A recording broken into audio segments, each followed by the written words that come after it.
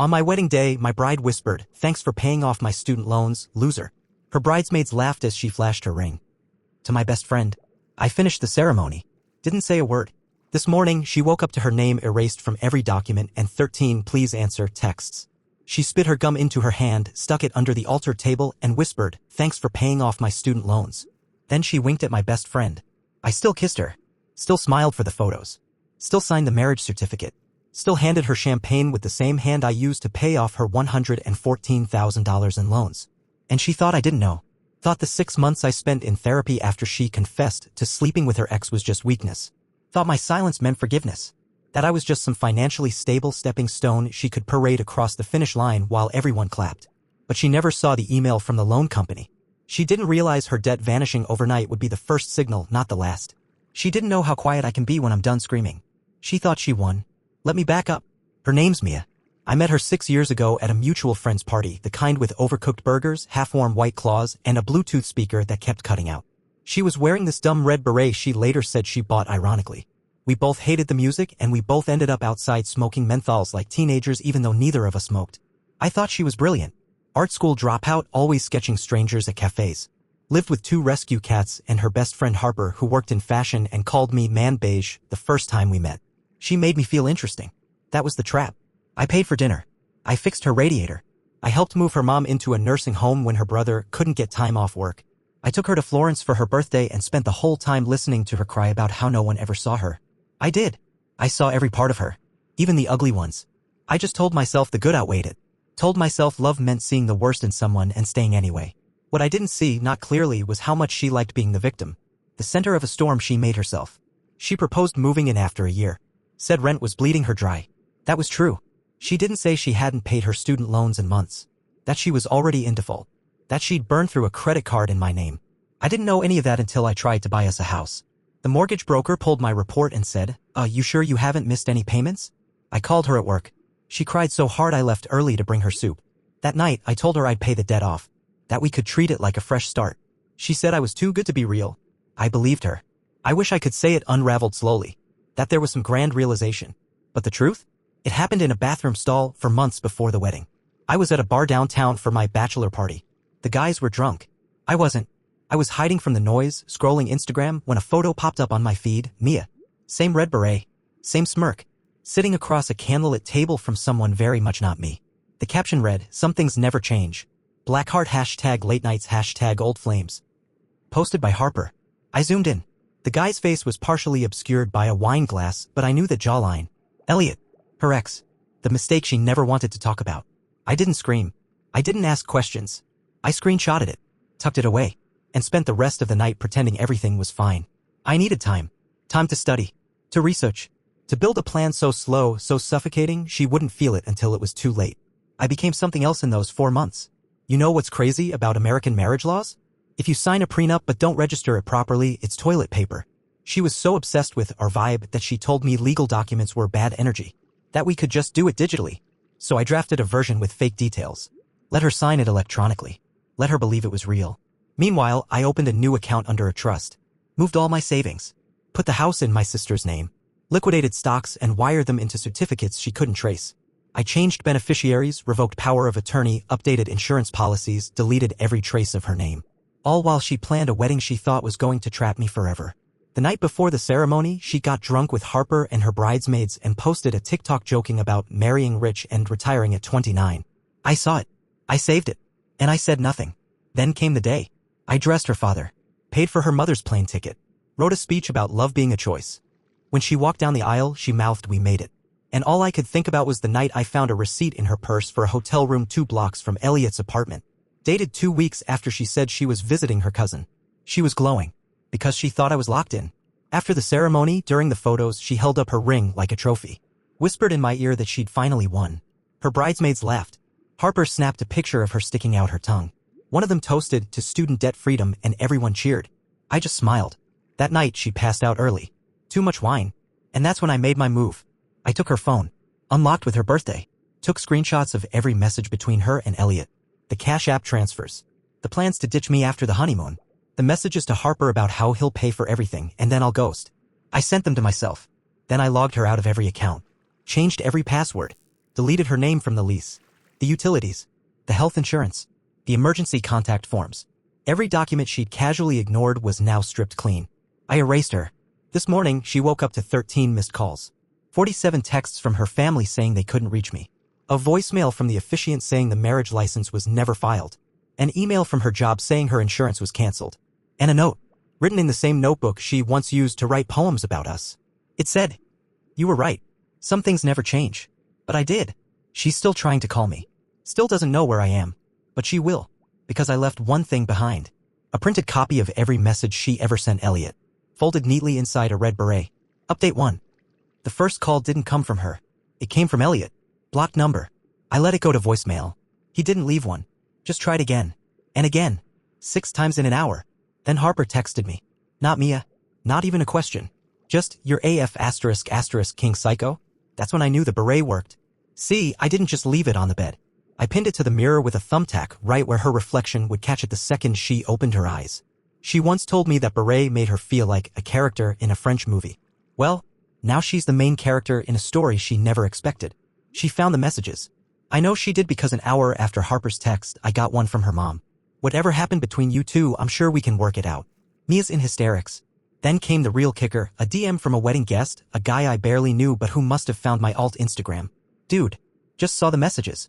Is this real? Did you actually leave her?" Word was spreading. And I hadn't even begun. Because this wasn't just about Mia. This was about everyone who helped her lie. Everyone who smirked behind their champagne flutes and whispered that I was too soft. Everyone who laughed when she told them I'd paid off her debt with little boy money. I posted a story that night. Black screen. White text. It read, "The bride said, 'Thank you for paying off my loans, loser,' at the altar." So I made sure she woke up alone. Messages coming soon. 10 minutes later, she called. I didn't answer. Instead, I went live. Not with a rant. Not with a breakdown. Just with facts. I showed the messages. The timeline. The receipts. I blurred nothing. Names, photos, bank statements, screenshots of Elliot saying, "He's such an easy mark, LOL." Harper's comments like, "Squeeze what you can before you bounce." A Venmo transaction labeled Ride and Essentials. Then I ended it with a short clip of her from the wedding, champagne in one hand, flipping off the camera with the other, saying, "Catch me on a beach spending his money." The live was up for 4 minutes before it got flagged. But that was long enough. Because people recorded it, screenshotted it, clipped it, and shared it everywhere. I went to sleep to the sound of my phone vibrating nonstop. I woke up to my inbox full of messages from strangers, her exes, even people she used to call friends. One guy sent me a screen recording of Mia posting a sobbing apology on TikTok, begging me to take it all down. Another sent me photos of Elliot's car, window smashed in. Said he brought this on himself. And then, the wedding planner emailed me. Said Mia canceled the honeymoon. No refund. Said she tried to put it on my card, forgetting that I'd already shut it down. The bank called next. She'd attempted to access our shared account. Too bad I'd removed her a week ago and drained it to zero. And her apartment? That was mine. She was a guest. Never added to the deed. Never paid rent. All she ever did was light candles and pretend the gallery wall was her idea. She was locked out by noon. I had the locks changed. The cat's mine. Microchipped in my name. Vet bills in my name. I picked them up and dropped them at my sister's. By 5 p.m., she was homeless, broke, exposed, and texting me. "Please. I messed up. Please call me." I read it. Didn't reply. Instead, I forwarded every screenshot to her father. Not to hurt him. To show him the daughter he raised. He replied, "I'm ashamed." And that was the first real apology I ever got from that family. The second came from Harper. She messaged me at midnight. Said she was just going along with it because she was scared of losing Mia. Said she'd testify if it came to that. I didn't reply. Because this wasn't about trials. This wasn't about the law. This was about narrative. And now, I owned the story. She wanted a husband she could use. I gave her a lesson she'll never outlive. Update 2. Harper showed up at my office in a trench coat and red lipstick like we were in some noir film and not a WeWork with a broken coffee machine. She didn't even ask to be buzzed in. Just followed some intern through the side door, found my desk, and said, loud enough for the next team over to hear, "You don't have to burn the whole forest to kill one wolf." I didn't look up. Didn't even pause my spreadsheet. She pulled the chair out like she owned the place. "You're going too far," she said. This from the woman who literally typed, "Get his money, leave his name," on a group chat. I finally turned and looked at her. "You're lucky I didn't tag you." That got her quiet. She said she was worried about Mia. That Mia hadn't eaten in 2 days. That she was sleeping at her cousin's with a towel for a blanket. Good. Harper leaned in like she was delivering some final boss threat. She's saying she's not safe emotionally. That made me blink. Not out of guilt. Out of suspicion. Because Harper's never played the concerned friend card unless it came with strings. And now she wanted to use mental health as a shield. So I asked. She said that? Or you're saying it because you think it'll stop me? She didn't answer. That's when I realized something. This wasn't damage control. This was panic. Because they thought I had more. Which I do. They don't know I backed up her iCloud. They don't know I found the folder titled Do Not Open, filled with videos from before we even started dating, videos she made with Elliot while sending me flirty little get well soon cards after my surgery. They don't know I have the audio message she accidentally sent while laughing with her friend about how even his depression is kind of hot, like, oh no, baby sad, let me suck it better. I could drop that. But I haven't. Yet. Harper finally stood up, called me soulless, and walked out. Good riddance. The next day, Elliot came to my job. Yes. Elliot. As if this was some 90s sitcom with a lesson at the end. He wore a hoodie, maybe trying to look more casual. Security flagged him, but he kept saying he was a family friend. I met him in the lobby. Didn't shake his hand. He started talking immediately, some speech about how things got out of hand and how maybe we could all just move on. I asked him one question. Did she tell you she was pregnant? He blinked. What? I didn't repeat myself. I just watched his face twist itself into a question mark. That's when I knew. She'd lied to both of us. He stepped back like I slapped him. Said something about needing to talk to her. That she wouldn't do that. But she would. And she did. 2 months before the wedding, she told me she thought she was pregnant. She cried on the bathroom floor. Held my hand. Said she was scared. I offered to stay. Said we'd figure it out. 2 days later, she said it was a false alarm. Then I found a receipt for a Plan B she paid for in cash. Dated 3 days before she told me. Not mine. Never was. And yet I still stayed. Until now. Elliot stormed out. Called her before the elevator even closed. His voice echoed all the way up the atrium. Now here's the part that'll make you sick. Later that night, Mia posted a TikTok. Just her. Hair messy. No filter. Holding back tears like a hostage video. Caption, when you lose your soulmate because you weren't healed enough to love him right, broken heart, hashtag accountability, hashtag healing journey. 10,000 likes. Comments full of people saying he'll come back. And me? I sent it all to her employer. The TikTok. The screenshots. The messages about how she was planning to call out sick for her mental health while using PTO to sneak off with Elliot. HR took it seriously. They temporarily suspended her access while investigating the breach of company image policy. Translation, she's one LinkedIn post away from unemployment. Still, no apology. Not even a half-assed one. Just silence. Until tonight. She showed up at my apartment. Banged on the door until the neighbors came out. Said she deserved closure. I opened the door. Filmed the whole thing. And asked, did I deserve honesty? She started to cry again. Said she was confused, that she was young, that she didn't know what love really meant. I reminded her she's 29. She begged to come in. I said no. Told her I'd let the video do the talking. And then I closed the door. Update 3 final. I woke up to a letter duct taped to my windshield. Not slipped under the wiper. Not placed gently. Duct. Taped. Like some unhinged Pinterest project from hell. She must have walked past 5 security cameras to leave it there, still shaking from whatever meltdown made her think this was the smart move. The letter was handwritten. 8 pages. Purple pen. Curly cursive like she was scripting a diary entry in a teen drama. The first 3 pages? All quotes. Literally. Quotes. Stuff like, forgiveness isn't for them, it's for you. And we are not our worst moments. And my favorite. Everyone's the villain in someone's story. Classic deflection. Pages 4 through 6 were about our memories. The red beret. The Florence trip. That night we cried watching her and said we'd never become like the people in that movie. We did. She became Samantha. I became the one who disappeared. Page 7 hinted at serious emotional distress. Buried between a thank you and a line about how empty life feels without love. I read it twice. Because it was manipulative but also maybe real. I sat with it. Turned off my phone. Spent the whole day in silence. Just thinking. Because here's the thing nobody tells you about revenge. If you're too good at it, people start calling you evil. They forget what came before. They forget how it started. She made me feel like I was nothing. Like I was a boring insurance policy she cashed in until something shinier came along. I wasn't angry when I started all this. I was empty. And emptiness? It's fertile ground for precision. Still, I didn't want a death on my hands. So I forwarded the letter to her sister. Included timestamps. Told her where to find the cameras. Asked her to check in. She did. Mia was fine. Drunk. Screaming. But fine. Apparently she'd sent a copy of the letter to Elliot too, then posted a crying selfie on her Finsta with the caption, I guess nobody loves the villain. I didn't reply. Because this was no longer about us. This was about what she did after.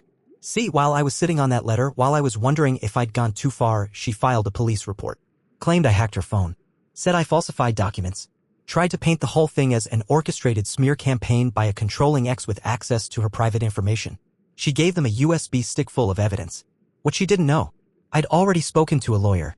The screenshots? Pulled from my phone. The documents? All legal, notarized, processed. The live video? A public recording of my screen. She tried to preempt the fallout by painting me as unstable. But she forgot who she was dealing with. The cops came, took statements, left with nothing. No charges. No warning. Just confusion. Because when someone smiles and says, here's the proof, and hands you a binder with tabs and cross-referenced timelines, you stop looking for a crime. You start looking for an out. The officer actually said, seems like she's just embarrassed. Yeah, that's the word. Not ruined. Embarrassed. The next day, she made one final move. She posted a video. Full glam. White background. Sad piano music. It was titled, I Was the Toxic One. The video was 6 minutes of Oscar bait. Tears. Sniffles. Half confessions framed as brave disclosures. She called it emotional immaturity. She said he deserved better. She said I still love him. It got 2 million views in 48 hours. And for a minute, the comments were on her side. People love a crying woman with ring lights and a redemption arc. But then, one of her friends leaked the group chat. Not the one I already posted. A new one. One where Mia bragged about how much money she'd taken from the guy. Where she said, and I quote, if he ever finds out, I'll cry and say it was trauma. The internet flipped. Again. This time permanently. Her followers turned on her. Brands dropped her. She deleted every account within a day. Gone. Just gone. And me? I'm still here. Still getting DMs. Still getting interview requests. People want a follow-up. A podcast. A docuseries. An ending. But here it is. There's no ribbon to tie. She destroyed herself trying to destroy me. And I don't feel bad. I feel still. Not happy. Not vindicated. Just still. I think the real revenge wasn't the exposure. It wasn't the internet. It wasn't even the erasure. It was watching her realize that no amount of crying, posting, or clawing would undo the one thing I took that she never valued. My silence. She wanted me to scream. I stayed quiet. She wanted me to beg. I walked away. She wanted me to crumble. I rebuilt everything without her name on it. And now? She's a deleted chapter in a book everyone else read and put down. Final edit. She tried to call again last night. Unknown number. Left a voicemail. Just heavy breathing and one whispered sentence. I really did love you. I didn't save it. Didn't need to. Because I finally believe it. She loved me the way people admire danger until it turns on them. Until it's pointed back at them.